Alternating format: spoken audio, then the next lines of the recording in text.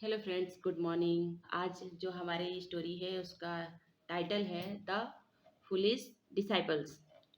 मूर्ख शिष्य। फुलिश मतलब मूर्ख, डिसाइपल्स मतलब शिष्य या चेला। मूर्ख चेले। चलिए शुरू करते हैं। वंस अपॉन अ टाइम, एक समय की बात है या एक बार की बात है। There was a very learned saint. There यहाँ पर सब्जेक्ट की जगह यूज हुआ है, इसलिए यहाँ पर देयर का मीनिंग कुछ भी नहीं होगा। Was a very learned saint मतलब एक बहुत विद्वान महात्मा थे। He was known all over for his powers. वह ही मतलब वह वॉज नोन जाने जाते थे, ऑल ओवर चारों ओर, फॉर हिज पावर्स मतलब अपनी शक्तियों के लिए जाने जाते थे या अपने चमत्कारों के लिए जाने जाते थे। वन डे, एक दिन, he was walking with his disciples. एक दिन वह वॉकिंग टहल रहे थे विथ हिज डिसाइपल्स अपने शिष्यों के साथ। ऑन द वे, रास्ते में, he saw a pond full of fish.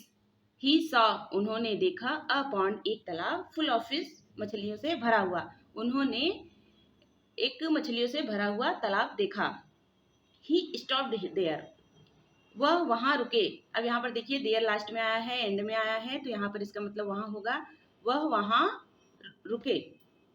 He caught some fish and put them in his mouth.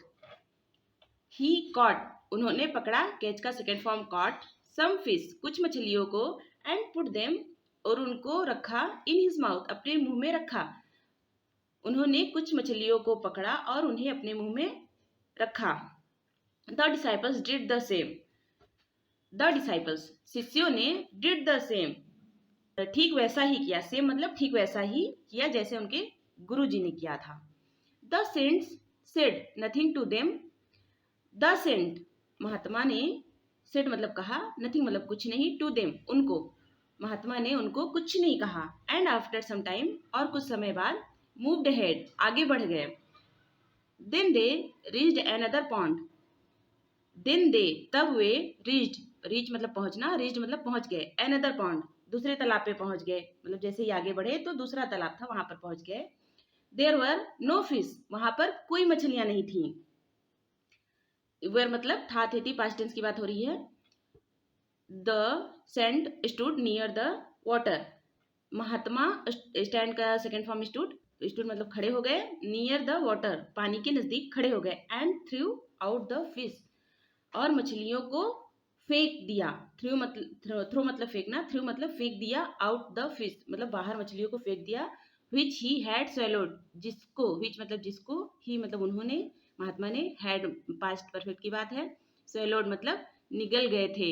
swallow मतलब निगलना, ईडी लग गया मतलब swallowed निगल गए थे।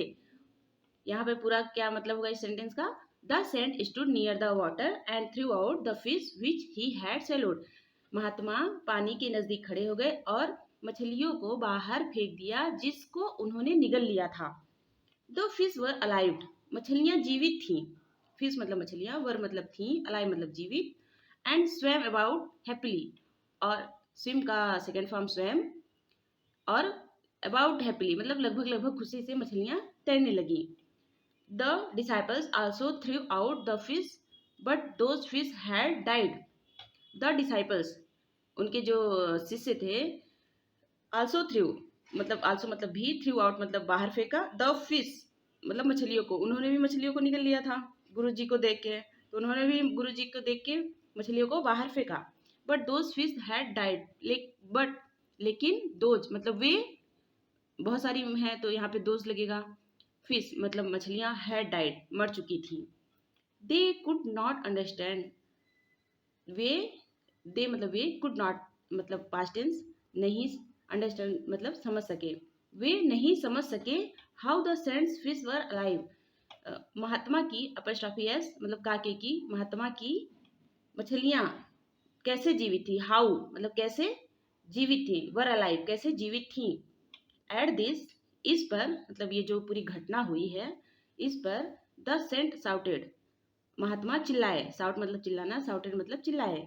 फूल्स when you didn't know how to keep the fish alive, fool मतलब मूर्ख, फूल्स मतलब मूर्ख हो, व्हेन यू जब तुम, डिडंट नो नहीं जानते, how to keep the fish alive कैसे मछलियों को जीवित रखें। पूरा सेंटेंस का मतलब देखिए, fools, when you didn't know how to keep the fish alive, मूर्खों अगर तुम नहीं जानते कैसे मछलियों को जीवित रखना है। Why did you imitate me, तुमने मेरी नकल क्यों की। इमिटेट मतलब नकल करना, पास्ट इंडेफिनिट का इंट्रोगेटिव सेंटेंस है। Why did you imitate me, तुम लोगों ने मेरी नकल क्यों की।